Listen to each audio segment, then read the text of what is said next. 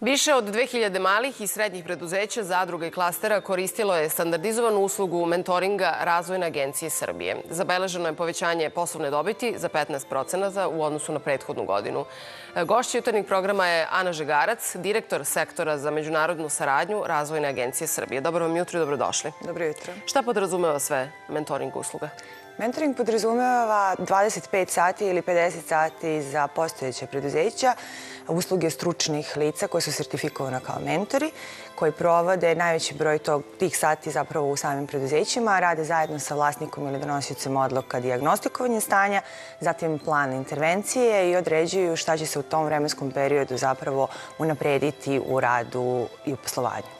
A koji su to profili tih stručnih sertifikovanih lica? Stručno sertifikovana lica dolaze iz 16 regionalnih razvojnih agencija. To su ljudi koji imaju višegodišnje iskustvo u radu sa preduzetništvom, odnosno sa malim i srednjim preduzećima i koji prolaze poseban standardizovani trening u skladu sa našim standardizovanim modelom mentoringa. To su ljudi koji su različitih profila. Mi ih zovemo zapravo lekarima opšte prakse, zato što moraju da imaju odgovor na skoro sva pitanja, odnosno moraju, ako nemaju odgovor na sva pitanja za preduzetnike, da znaju ko ima.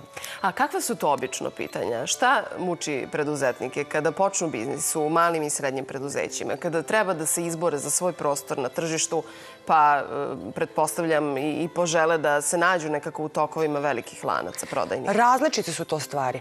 Imate različite profile od onih koji su tek započeli biznis i mi ih smatramo start-upovima do negde, pošto zakonom nema određeno koliko je start-up, ali do nekih 3 godine poslovanja, do onih koji su zrela preduzeća, do onih koji su super zvezde, koji su već izvoznici, tako da su i pitanja različita. Od onoga šta je to regulativa pravna za početnike, šta ih očekuje kao preduzetnike, što se tiče postojećih, kako se unapređuje produktivnost, kako mogu da se internacionalizuju. Tako da naši mentori zaista imaju širok spektar pitanja i širok spektar intervencije. Njih 70 u celoj Srbiji je, boga mi, od 2005. kad smo mi počeli da radimo ovu uslugu, podržalo više od 2000 preduzeća, kao što ste i sami rekli. I kroz tih 15 godina, da li primećujete i napredak? Na obe strane. Na obe strane. Prvo je jako važno da smo zajedno sa Japanskom agencijom za međunarodnu saradnju od 2006. kroz dugoročne projekte zapravo kreirali ovu uslugu po japanskom modelu i da smo unapredili te pružaoce usluga, odnosno same mentore. A mogu da vam kažem da se i sam obim klijenata i različitost korisnika vidi jako u ovih 15 godina, tako da svi napredujemo. Malo čas ste pomenuli i internacionalizaciju, što uvek posebno privuče pažnju, jer taj izlazak na inostrano tržište je za neka preduzeća od presudnog značaja, budući da proizvode, sada da li proizvode ili usluge koje možda i nisu dostupne ljudima na ovom tržištu.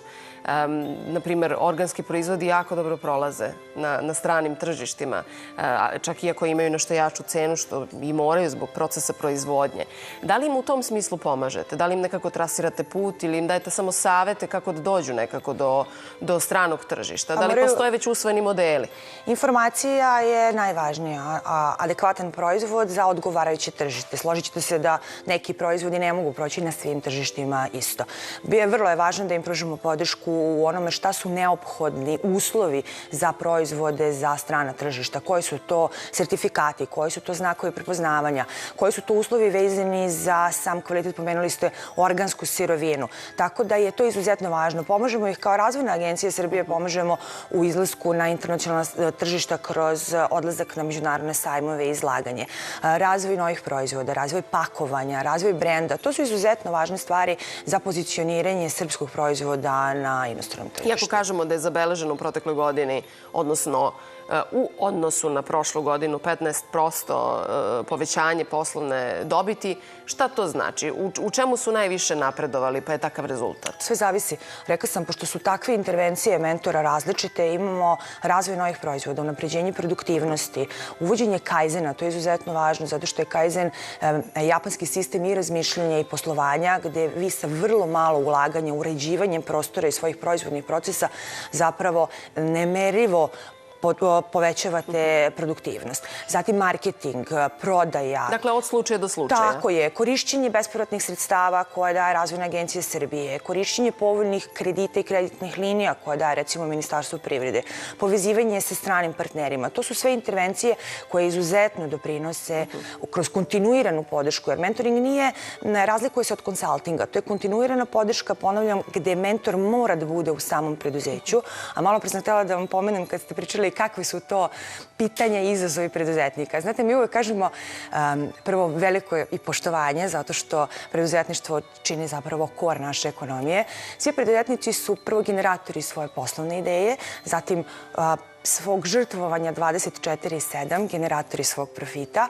Oni jesu generatori i svih izazova koji ih čekaju, odnosno koji im se dogode u poslovanju, ali ono što mi kroz mentoring vidimo da su oni zapravo generator rešenja. Te mentor nije nikakav savetodavac, nego je partner zajedno sa vlasnikom, pomoćnik, nekakav koordinator koji usmerava samo vlasnike preduzeća da dođu do najboljeg mogućeg rešenja. Najlepše vam hvala na ovom gostovanju.